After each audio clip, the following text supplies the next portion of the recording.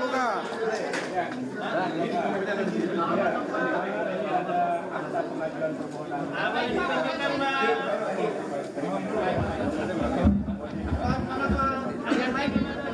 Ada yang kami registrasi hari Senin, Pak. Ada nomor perkaranya. Baik, silakan.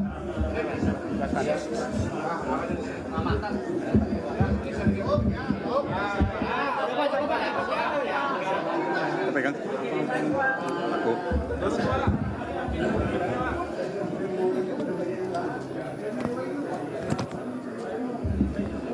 Saudara-saudara sekalian, terima kasih sudah lama menunggu.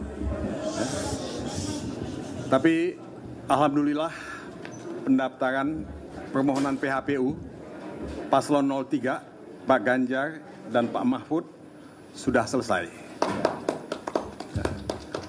Dan nomornya adalah, nah, ya saya sebutkan ya, nggak sebutin nomornya. Nomornya adalah 02, ya. Kemudian Des 03 garis miring AP3 Des Pres, ya, garis miring PAN titik MK, kemudian garis miring 03 dan garis miring 2024. Jelas ya? Oke, makasih. Saudara-saudara sekalian, saya hanya ingin menyampaikan terima kasih kepada teman-teman di Mahkamah Konstitusi yang sudah menerima pendaftaran yang kami lakukan pada hari ini.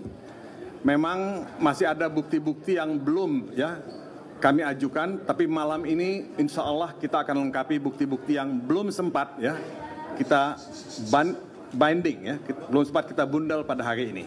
Jadi insya Allah malam ini itu akan dilengkapi dan kita akan siap untuk bersidang, ya, pada jadwal yang ditentukan oleh MK. Nah, saudara-saudara, permohonan kami cukup tebal, ya, itu 151 halaman. Ya, itu belum disertai dengan, belum termasuk bukti-bukti, ya, dan lampiran yang lain. Ya. Tentu ada posita seperti biasa, ada petitum. Nah, saya hanya ingin menjelaskan beberapa hal secara sangat umum, karena secara detail nanti akan kita sampaikan pada persidangan di MK nantinya.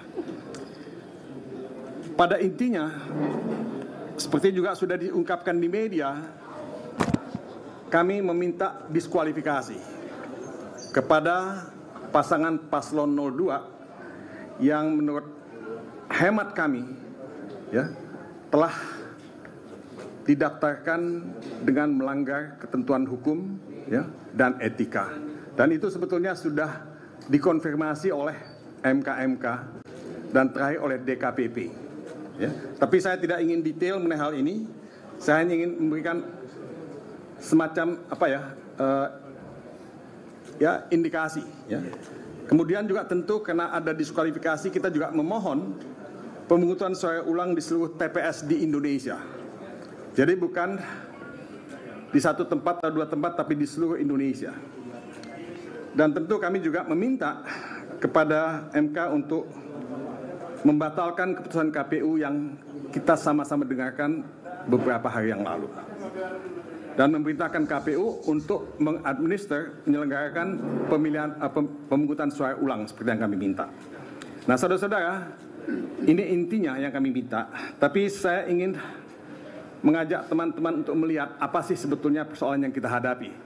Ya, karena menurut saya kita dalam satu momen, ya, yang sangat menentukan dalam kehidupan kita berbangsa dan bernegara ini. Kita ini mau membawa bangsa ini kemana? Kita ini mau membawa negara ini kemana? Demokrasi itu penting, supremasi hukum itu penting, konstitusi itu penting, dan kita tidak ingin itu diinjak-injak. Kita tidak ingin itu dilanggar. Ya, nah, kita melihat asal muasal ini semua adalah nepotisme. Sekali lagi saya ucapkan, nepotisme yang membuahkan abuse of power, penyalahgunaan kekuasaan, yang terkoordinasi. Ya. Nah, ini yang menjadi inti dari persoalan kebangsaan dan kenegaraan yang kita hadapi ini. Karena nepotisme itu melahirkan abuse of power yang punya ramifikasi, ya, yang begitu banyak. Nah, ramifikasinya apa? Yaitu putusan MK nomor 90, salah satu. Ya, itu ramifikasinya. Nah, Anda bisa lihat putusan MK-MK, putusan DKPP dan sebagainya. Nah, ramifikasinya yang lain apa? Intervensi kekuasaan. Kemudian politisasi bansos, itu ramifikasinya. Dan kriminalisasi kepala desa yang begitu banyak kita saksikan di banyak tempat. Kami ini ikut kampanye dan ikut berkali-kali ke daerah dan bertemu dengan kepala desa, bertemu dengan lurah, ya, bertemu dengan aktivis-aktivis, dan kita mendengarkan, merasakan begitu banyak, ya, kriminalisasi dan intimidasi yang dilakukan. Nah, saudara-saudara, ini hanya sebagian dari apa yang kami muat dalam permohonan kami. Masih ada lagi misalnya penyalahgunaan sistem IT KPU yang menurut kami sangat, ya, banyak, ya, diperbincangkan dan tidak bisa diterima sama sekali. Sirekap adalah salah satu contoh, dan kami sudah bertemu dengan banyak pihak yang mengatakan banyak sekali masalah dengan Sirekap, ya, dan penggelembungan suara itu bisa terjadi di sana. Ada lagi isu masalah DPT bermasalah. Tapi sekali lagi saudara-saudara, saya tidak ingin mengungkapkan itu semua. Yang saya ingin katakan, bola itu ada di Mahkamah Konstitusi.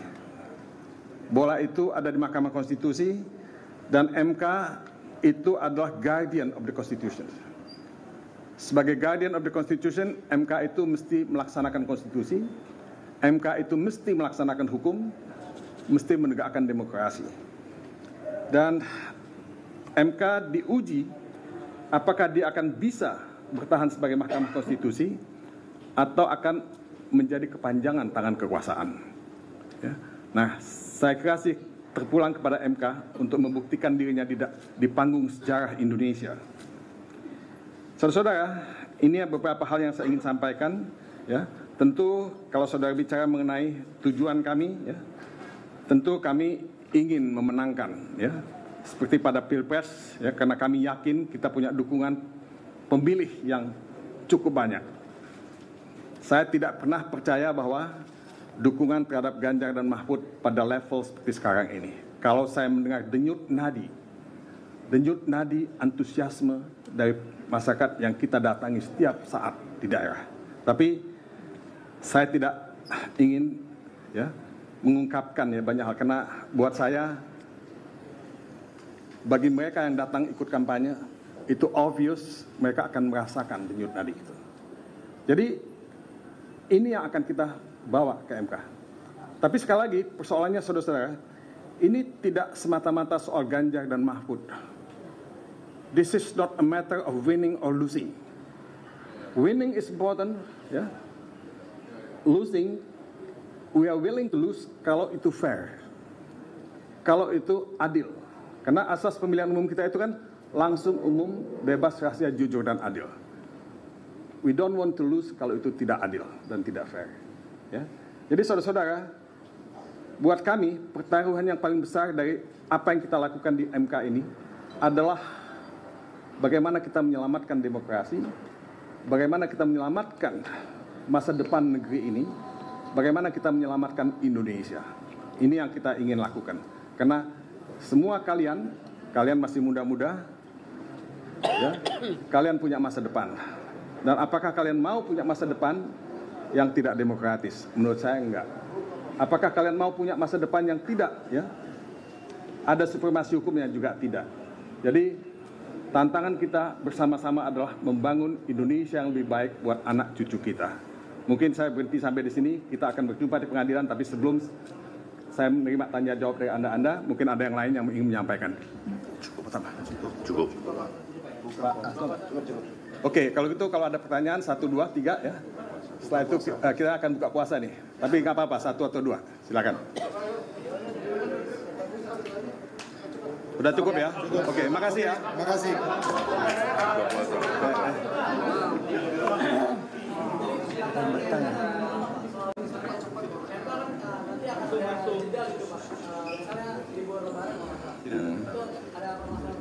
Saya kasih nggak ada masalah. Memang sudah ada jadwalnya pada MK ya. Saya sudah diberitahu bahwa putusan MK itu akan dibuat pada tanggal 22 April.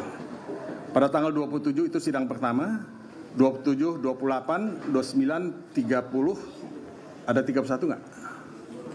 Ya? Kemudian tanggal 1 ya. Setelah itu tanggal 16, 17, 18, dan setelah itu tanggal 22. Kalau saya tidak salah. Ya.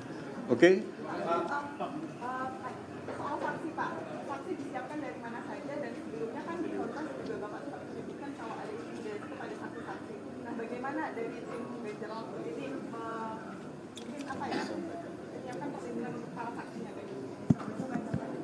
Saksi itu kita dapat dari banyak daerah, ya, bukan hanya Jakarta. Jumlahnya itu mungkin sekitar 30 ya, dan ahli kita ada sekitar 10. Ya. Jadi ya, kalau Anda tanya bagaimana melindungi saksi-saksi, ya tentu tugas kita semua, terutama aparat keamanan untuk melindungi saksi-saksi. Karena saksi-saksi tidak boleh diintimidasi, tidak boleh ditekan. Ya. Dan saya minta semua pihak untuk bekerjasama melindungi saksi. Ya. Kami akan menjaga saksi kami tentunya, tapi siapapun tidak boleh intervensi terhadap saksi-saksi. Terima kasih.